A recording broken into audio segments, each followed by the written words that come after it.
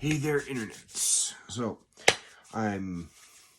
get home, find out that somebody thought it'd be a great idea to do something that rarely happens, which is release a draft of a Supreme Court decision before it's been released.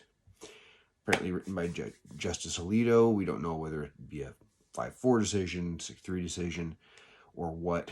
We don't even know if it's a final draft. So here's what you guys all need to do about this draft regarding the Alabama abortion case. Calm your happy asses down. Okay. I watched a couple videos. I even took the time to Google search how people, what the current polling on the subject is. Suffice to say, people saying, are they pro-life, pro-choice? It's still about 50-50. I think this year it's 48% pro-life, 52% pro-choice, with small minorities wanting either abortion illegal in all cases or legal in all cases. Small minorities on either end of the extreme. And it is a spectrum. But all the people thinking, oh, this is going to be big for the Democrats and help them.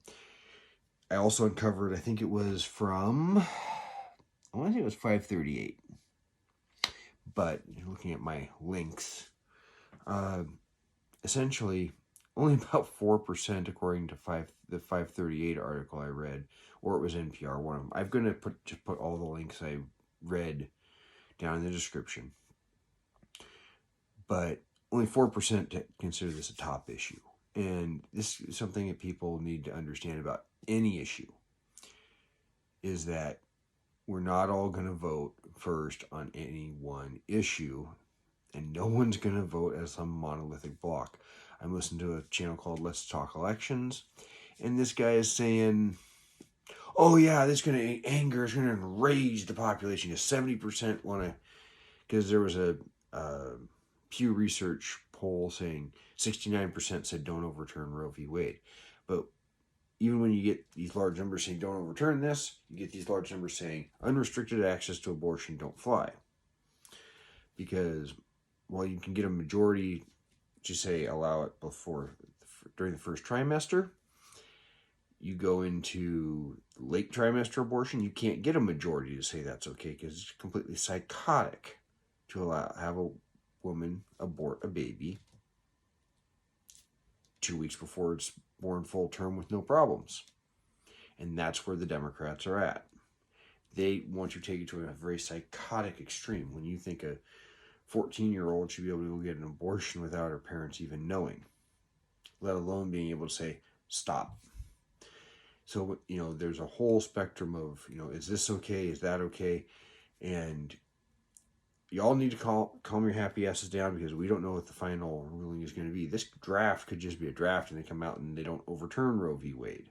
Maybe there's some vote trading going on where Justice Roberts says, I'll go with the 6, but we're going to back that decision off some. We don't know. So everyone needs to calm down. And that goes for the pro-life side too, because you don't know what it's going to be. Definitely for the Democrats. And even if they overturn Roe v. Wade, that only means it goes back to the states. So in states where they've passed these more psychotic end laws, like Virginia, New York, I think California, Nevada has it written into its state constitution, it's not going to be it's illegal everywhere.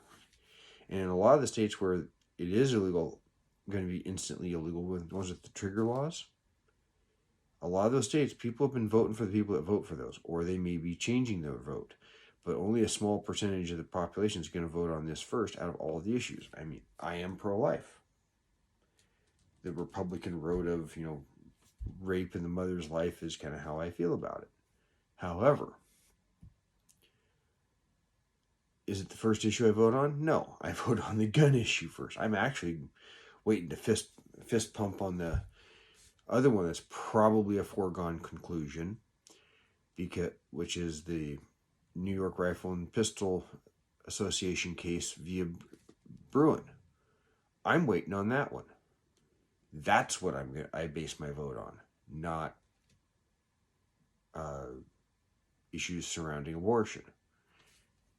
And it's going to be the same for all the other issues. If it's immigration, people may have an opinion. Some of them don't even know what their actual laws are. They don't know what they're actually saying when they describe it. And I think if you said, "Hey, should abortion remain legal in absolutely every case up to birth?" People go, "No." If you said, "Well, that means overturning Roe v. Wade," they might say, "Well, then it needs to be overturned," if they really understood, because it's always just been a given. And you also have the Planned Parenthood versus Casey case where they said viability, and that's becoming a harder thing to pin down because medical technology advances. So really need to calm yourselves down.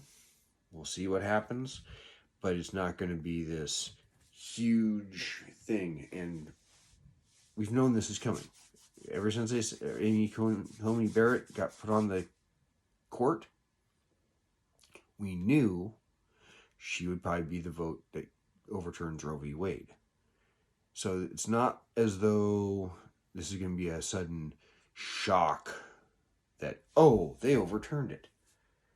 This is a matter already built into the numbers. It's baked in. People that are going to vote on this issue probably already vote. They might be more motivated. And there may be a few that go one way or the other. But it's not going to be the major, oh, we're going to be up by 5 percentage points. So just calm down, let the thing go first, and then either celebrate a win for human lives or get upset because you can't do some very brutal procedures to a baby. So otherwise, you all have a good night.